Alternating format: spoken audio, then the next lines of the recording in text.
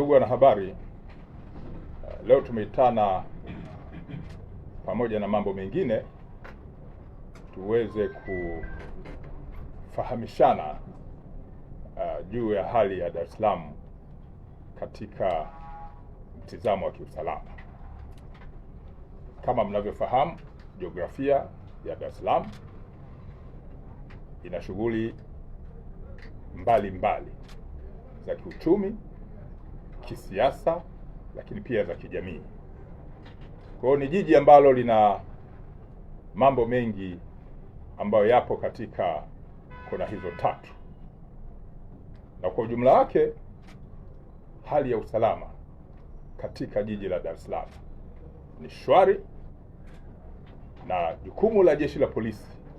kanda maalum ya Dar es Salaam ni kuendelea kutimiza majukumu yake kwa kuzuia vitendo vya kihalifu, lakini pia kudhibiti vitendo ambavyo vinajitokeza kwa kutumia mifumo ya kisheria, huku tukishirikiana na wananchi na wadau wengine wa masuala ya kiusalama. Napenda kuwataarifu pia, katika kushughulika na kazi hizo, kazi mbalimbali zimeendelea kufanyika za kuzuia, lakini kuwakamata watuhumiwa, na mwisho kwenda kwenye mamlaka zingine za kisheria ikiwemo ofisi ya mashtaka na baadaye kwenye mahakama za kisheria zilizo katika jiji letu la Dar es Salaam.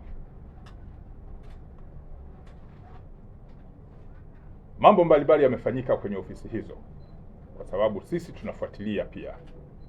na napenda kuwaarifu kuwa jeshi hili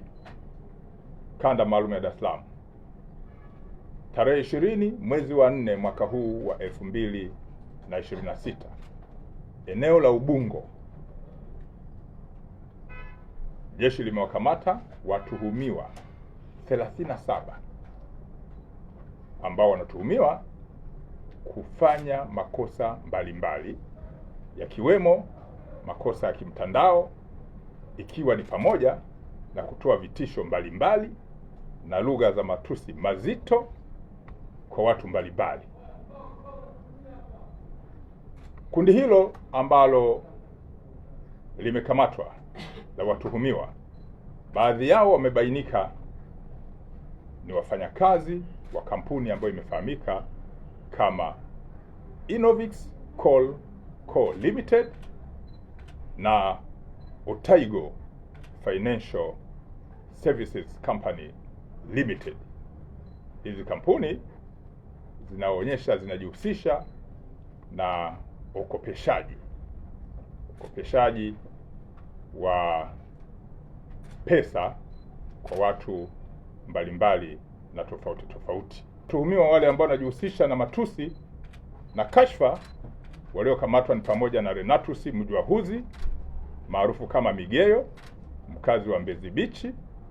lakini yupo Odila Oswin Ngunga, mkazi wa Goba, yupo Teresia Bratius Kanu, mkazi wa Mtoni Kijichi, wakiwa na wenzao 34. Hawa hatua zaidi za kisheria, ikiwa ni pamoja na kuwapeleka kwenye mamlaka za kisheria, zitachukuliwa. Na kati ya mwezi Machi hadi Aprili mwaka huu wa 2026, baadhi ya watuhumiwa waliokamatwa na kufikishwa kwenye mifumo mingine ya kisheria na wakapatikana na hatia ni pamoja na Hashim Kasim Duma, huyu ni mkazi wa Kimara ambaye amehukumiwa na mahakama ya wilaya ya Ubungo kifungo cha maisha jela kwa kosa la kulawiti. Haya ni makosa ambayo ni mabaya kabisa ya kikatili ambayo Jeshi la Polisi kwa kushirikiana na mamlaka zingine za kisheria wamekuwa wakishughulika nayo, na wengi wao baada ya ushahidi kutolewa wamepatikana na hatia, wengine vifungo vya maisha, lakini wengine vifungo vya miaka 30 jela. Wito wetu sisi Jeshi la Polisi kwa wananchi, kwanza ni kuendelea kutoa taarifa mbalimbali ili tuweze kuzuia vitendo vya kihalifu. Lakini pili, tunawataka wananchi ambao wamekuwa wakitoa taarifa zinazohusiana na makosa ya kijinai waweze kufika kwenye vyombo vya kisheria, ikiwa ni pamoja na mahakama, waweze kutoa ushahidi wao mahakamani. Na mwisho, sisi jeshi la polisi tumeendelea kusisitiza katika mifumo yetu kujenga tabia za maadili ya kazi zetu za kutoa siri za watu wanaotoa taarifa kwenye vituo vyetu vya polisi, lakini kushughulika na mashauri yanayofikishwa kwenye vituo vyetu kwa weledi na kuhakikisha kwamba yanafikishwa kwenye vyombo vingine vya kisheria ili hatua zingine za kisheria ziweze kuchukuliwa. Kwa hiyo makosa ya unyang'anyi kwenye takwimu ambazo nimezieleza hapa yamepungua. Makosa ya unyang'anyi wa kutumia nguvu yamepungua. Makosa pia haya ya ukatili dhidi ya watoto yamepungua, lakini yanapungua pale tu wananchi wanapotoa ushirikiano wa kuzitoa taarifa mapema, lakini kukubali kwenda kutoa ushahidi mahakamani ili mifumo hii ya haki jinai iweze kufanyika vizuri kama inavyotakiwa. Mara kadhaa umekuwepo msemo wa kisheria wa kutaka kuona haki ikitendeka katika kushughulika na haya makosa ya kijinai, lakini sio kutendeka tu,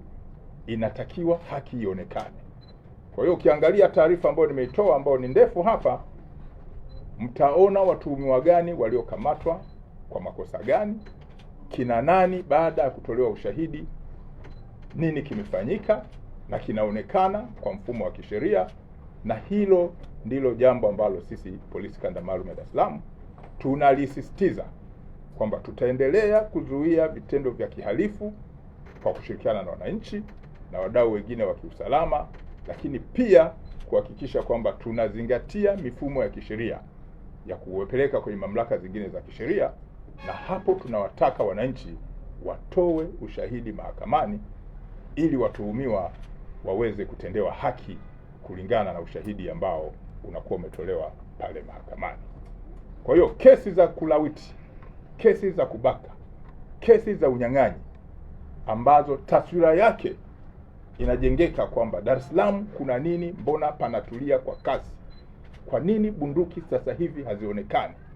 ni kwa sababu ya wananchi ambao wanatusaidia kwenda kutoa ushahidi mahakamani, na watuhumiwa wale wakipatikana na hatia, haki ile sasa licha ya kutendeka inaonekana matunda yake ya kuendelea kuwa shwari katika jiji letu la Dar es Salaam.